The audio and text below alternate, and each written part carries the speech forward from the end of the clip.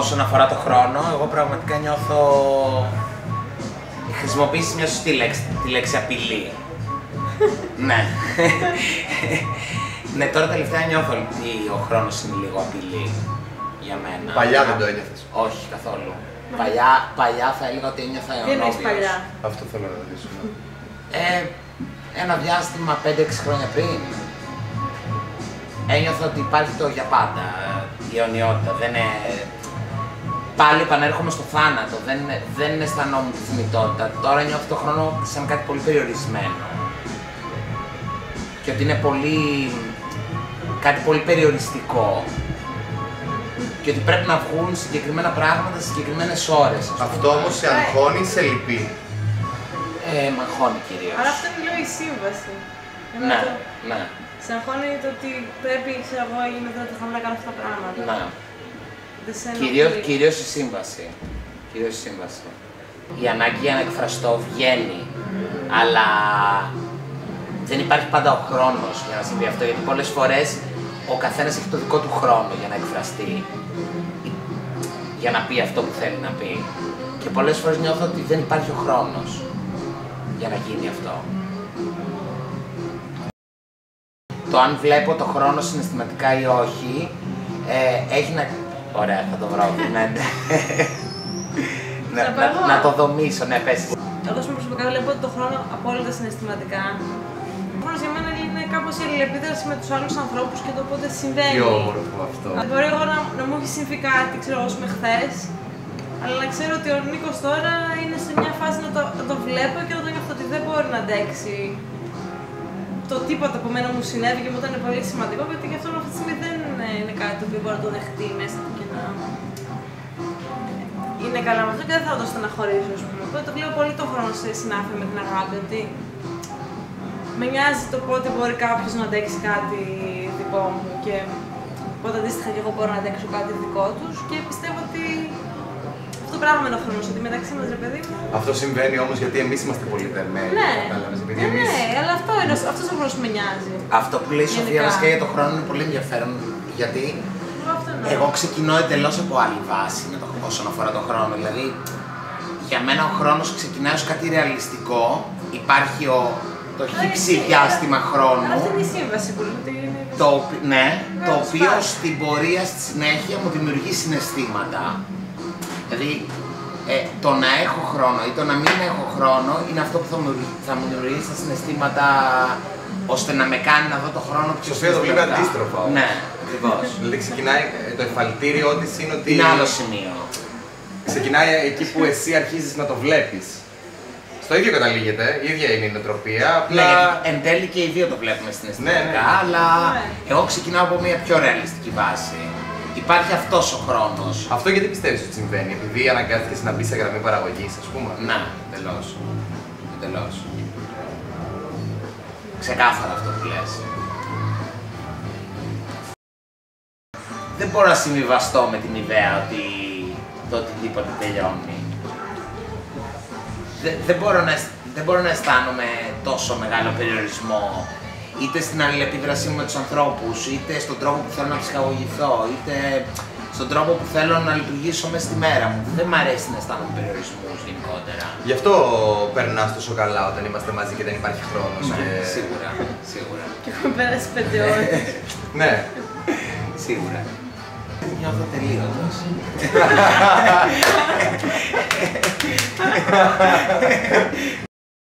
Δεν πιστεύω ότι είναι αρνητικό το ότι μένουμε κάπου σε έναν άνθρωπο ή σε έναν τόπο ή σε μια κατάσταση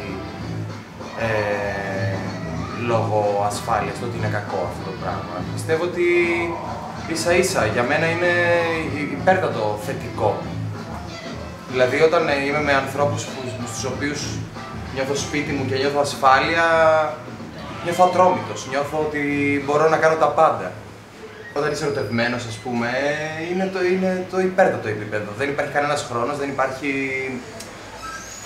υπάρχει τίποτα. Νιώθεις ότι μπορείς να κάνεις τα πάντα. Δεν έχεις καμία συναίσθηση. Αυτό το λένε και, εντάξει, το έχουμε ζητήσει και άπειρες φορές. Αυτό λένε και πάρα πολύ ψυχολόγιο, το ότι ο μόνος τρόπος εντός εισαγωγικών να νικήσει το θάνατο είναι είτε να είσαι ερωτευμένος είτε το να κάνεις ένα παιδί. Για διαφορετικούς λόγους βέβαια. Είναι διαφορετικά επίπεδα. Αλλά είναι ο μόνος τρόπος που είναι πάλι ιδεατός. Δεν μπορείς να τον νικήσεις. Αλλά τουλάχιστον έτσι νομίζεις, έτσι το νιώθεις συναισθηματικά. Αλλά ο χρόνος και η ασφάλεια, δηλαδή ο χρόνος που περνάω μαζί σας, η ασφάλεια που νιώθω στον χρόνο που περνάω μαζί σας, είναι υπέροχη. Το νιώθω λες και δεν υπάρχει τίποτα άλλο. Ότι υπάρχουμε μόνο εμείς αυτή τη στιγμή εδώ πέρα που πίνουμε ποτά και συζητάμε για τα πράγματα που μας ενδιαφέρουν και δεν υπάρχει τίποτα. Είμαστε committed στη στιγμή. Εγώ προσωπικά θεωρώ ότι ο χρόνος δεν δημιουργεί ασφάλεια απαραίτητα. Δηλαδή θεωρώ ότι η ασφάλεια είναι κάτι πολύ στιγμιαίο που έρχεται στην αλληλεπίδρασή σου με τον άλλον. Δεν πιστεύω ότι το πέρασμα του χρόνου, όσο πιο πολύ συναναστρέφεσαι με κάποιον, αυτό θα σου φέρει το αίσθημα της ασφάλειας με τον Γιατί? άλλον. Θεωρώ ότι αυτά τα πράγματα είναι κάπως στιγμιαία και δεν τα προγραμματίζεις. Έχει σίγουρα να κάνει και με τον χρόνο, αλλά θεωρώ ότι είναι πιο πολύ θέμα χημείας με έναν άνθρωπο η ασφάλεια. Γι' αυτό στρίψω το γρήγορα. Το ένα δεν είναι το άλλο. Αυτό συμβαίνει γιατί εσύ έχεις ένα κριτήριο, ας πούμε, στην άβρα του άλλου. Είναι αυτό που μου λέγει η μάνα μου, ας πούμε. Μου λέγει η μάνα μου, δεν ήμουν 17-18 και της έλεγα, ας πούμε, εγώ ότι μιλούσα, ας πούμε, για το γάμο και τις δεσμεύσεις και όλα τα λοιπά. Μου λέγει όταν φτάσεις από μια ηλικία και έπειτα, θα καταλαβαίνεις τώρα αν η άλλη σου κάνει στους πρώτους 2 μήνες, 3, δεν θα πρέπει να περάσει 1,5 χρόνο για να το καταλάβεις. Όπως θεωρώ ότι αυτό που λες εσύ, ότι το καταλαβαίνεις με τον άλλον, η άβρα που έχεις και η ασφάλεια που θα νιώσεις ή όχι, το καταλαβαίνεις στιγμιαία. Άρα συνδέεις το σου κάνει με την ασφάλεια. Για μένα ξεκάθαρα. Ξεκάθαρα. Δηλαδή δεν μπορώ να χάνω χρόνο με ανθρώπους με τους οποίους δεν νιώθω ασφαλής. Δεν το μπορώ, ούτε για το οτιδήποτε, δεν μπορώ να κάνω τέτοια έκδοση πλέον. Δεν το αντέχω. Πρέπει να νιώθω με τον άλλον, δεν μπορώ να χάνω χρόνο. Καθόλου. Δεν μπορώ να το κάνω, παιδιά, συγγνώμη. Δεν μπορώ. Εγώ προσπαθώ. Θέλει προσπάθεια πολύ. Κάποιες φορές θέλει προσπάθεια πολύ. Θέλει, εννοείται. Ναι, αλλά μετά δεν περνάω καλά. Πού βρίσκεται το κουράγιο, αυτό δεν καταλαβαίνω. Πώς βρίσκεται το κουράγιο να κάνετε τσιτσάτι, να μιλήσετε με ανθρώπους οι οποίοι ξέρετε ότι δεν σας καταλαβαίνουν 100% και εκείνη τη στιγμή χάνετε χρόνο και δεν υπάρχει ασφάλεια. Κοίτα, αυτό έχει να κάνει με την προσέγγιση του χρόνου και το πώς το βλέπεις. Γι' αυτό φοβάμαι πιο πολύ το θάνατο από εσάς. Σκεφτόμουν σήμερα ότι μπορεί να έχω κάπου μέσα με έναν φόβο να εκφράσω, ας πούμε, την τέχνη με τον τρόπο που εγώ πιστεύω. Δεν ξέρω γιατί, δεν έχω καταλήξει για ποιο λόγο που φοβάμαι.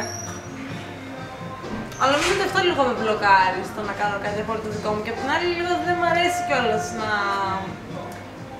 Δηλαδή θεωρώ ότι η τέχνη, ναι μεν είναι για να εκφράζουμε λίγο τον εσωτερικό μας κόσμο και να παραμείνουμε υγιείς κτλ. Αλλά εν τέλει μας κάνει να παραμείνουμε υγιείς η τέχνη επειδή επικοινωνούμε. Ναι, βέβαια, βέβαια. Γι' αυτό λες ότι η τέχνη, ξέρω εγώ, είναι ψυχοθεραπεία και βγάζω τα ψυχά μου. Επειδή όντως το κάνεις γιατί κάποιος το δει και θα σε καταλάβει.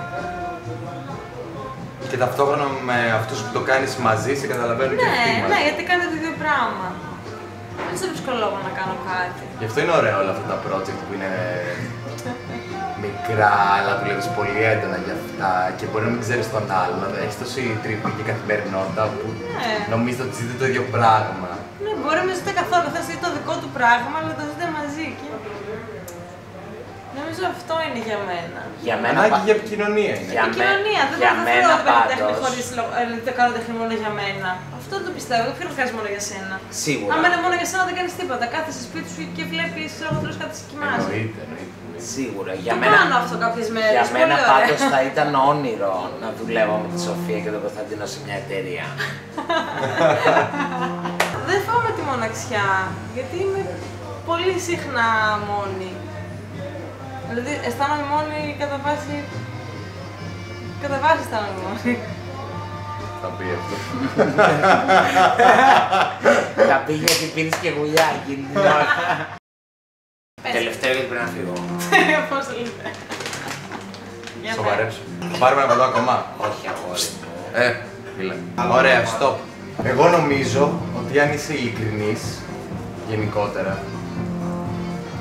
νομίζω ότι δεν έχεις τέτοια ερωτήματα στο μυαλό σου, με την έννοια ότι θα πεις ότι θα κάνω κάτι για να γαμίσω ή ότι θα κάνω κάτι για να βγει super wow.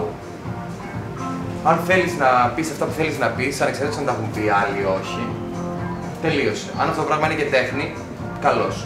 Αν δεν είναι, δεν πειράζει. Δεν νομίζω ότι ενδιαφέρει κανέναν μας να τινάξουμε την μπάνκα στον αέρα ή δεν ξέρω, να κάνουμε κάτι που δεν έχει ξαναγίνει ποτέ, ότι κάτι που είναι πάρα πολύ πρωτοποριακό. Νομίζω ότι το πρώτο στάδιο που μας ενδιαφέρει είναι να βγάλουμε αρχικά αυτά που θέλουμε να πούμε, να εκφράσουμε αυτά που θέλουμε να πούμε, γιατί η τέχνη ουσιαστικά είναι σαν να τραβάς μια μαλακία, είναι σαν να αυνανίζεσαι. Γιατί αν δεν το κάνεις θα σκάσεις. Δεν γίνεται αλλιώς. Είναι των 18 αυτές οι συζητήσεις. Δεν ξέρω τώρα, sorry, αλλά δεν γίνεται αλλιώς. Άμα δεν πεις αυτά που θέλεις θα σκάσεις. Δεν νομίζω ότι στο πρώτο επίπεδο τουλάχιστον, όταν είναι αυτό μέσα σου άγριο και χωρίς επεξεργασία, ότι σε ενδιαφέρει πώς θα βγει. Πρώτα σε ενδιαφέρει να το βγάλεις και από εκεί και πέρα βλέπεις τι γίνεται. Και αν θέλεις να πουλάει, πρέπει να ξέρεις ότι δεν μπορείς να είσαι πάντα 100% ειλικρινής με τον εαυτό σου. Μπορεί να πρέπει να το μοντάρεις και μπορεί να πρέπει να το κόψεις κάπου, να το ράψεις. Ναι, και εγώ νομίζω ότι πάντα θα υπάρχει και υπάρχει χώρος για τέχνη. Γιατί κάθε γενιά, κάθε χρονιά είναι διαφορετική, όλοι είμαστε διαφορετικοί, οπότε κάπως αλλιώς προσδιορίζεται και η τέχνη σαν έννοια. Οπότε δεν είναι κάτι που θα σταματήσει ξαφνικά να υπάρχει. Είναι απλά μια λέξη που κάπως την ορίζουμε, κάτι σημαίνει για τον καθένα και αυτό συνεχίζει και κυλάει μέσα μας. Και το εκφράζει ο καθένας με τον τρόπο του. Μπορεί να είναι ίδιος με κάποιον που το έκανε πέρσι, μπορεί να είναι κάποιον που το κάνει τώρα, κάνουμε ταυτόχρονα. Για τα ίδια πράγματα μιλάμε όλοι. Αλλά αυτά είναι ακριβώς τα πράγματα. Δηλαδή πραγματικά η τέχνη είναι απόλυτα η προσπάθεια για επικοινωνία. Οπότε ξέρεις, άμα το έχει κάνει κάποιος άλλος και κάνουμε το ίδιο πράγμα, εν τέλει μπορεί να είναι και ακόμα καλύτερα. Ότι πόσο πιο δυνατή επικοινωνία από αυτό, ότι κάνουμε το ίδιο πράγμα τυχαία δύο άνθρωποι κάπου. Γι' αυτό χαιρόμαστε να βρισκόμαστε. Ναι. Εγώ προσωπικά θέλω να συνδέσω αυτό που είπα πριν με το ότι νιώθω ατελείωτος. Θέλω να το συνδέσω πάρα πολύ αυτό το πράγμα με την τέχνη, γιατί στην ουσία θεωρώ την ίδια αίσθηση. Όταν κάνεις τέχνη, θεωρώ ότι νιώθεις ατελείωτος. Οπότε για μένα η τέχνη δεν έχει τέλος και δεν έχει αρχή. Είναι απλά μια αίσθηση που έχεις μια συγκεκριμένη στιγμή όπου μπαίνεις σε μια συγκεκριμένη ροή και βράζεις όσα περισσότερα πράγματα του εαυτού σου μπορείς και το είναι σου, ας πούμε. Αυτό το πράγμα θεωρώ ότι δεν έχει πουθενά τέλος. Δεν έχει ούτε αρχή. Για μένα έχει τέλος το ότι μόνο σε σένα, ρε παιδί μου, ότι όσο υπάρχουμε έχει σημασία και υπάρχει και αυτό. Θα συνεχιστεί όμως και μετά από μένα από κάποιον άλλον. Ναι, θέλω να πω ότι δεν μπορείς να προσδιορίσεις. Δεν μπορείς να προσδιορίσεις. Μπορείς να βάλεις άνω τελεία. Δεν μπορείς να βάλεις τελεία. Η ουσία της τέχνης είναι ότι κάτι που εσύ μπορεί να κάνεις για να νικήσεις τους δικούς σου φόβους, το θάνατο ή οτιδήποτε, μπορεί να λειτουργήσει σαν οδηγός σε έναν άσχετο με σένα άνθρωπο για εντελώς διαφορετικούς λόγους. Έτσι. Και να έχει ένα tutorial, να το πω με τα σημερινά δεδομένα, για κάτι εντελώς δικό του που εσύ δεν έχεις καν ούτε την παραμικρή ιδέα, ας πούμε. How to survive. Αυτή είναι η επιτυχία της τέχνης.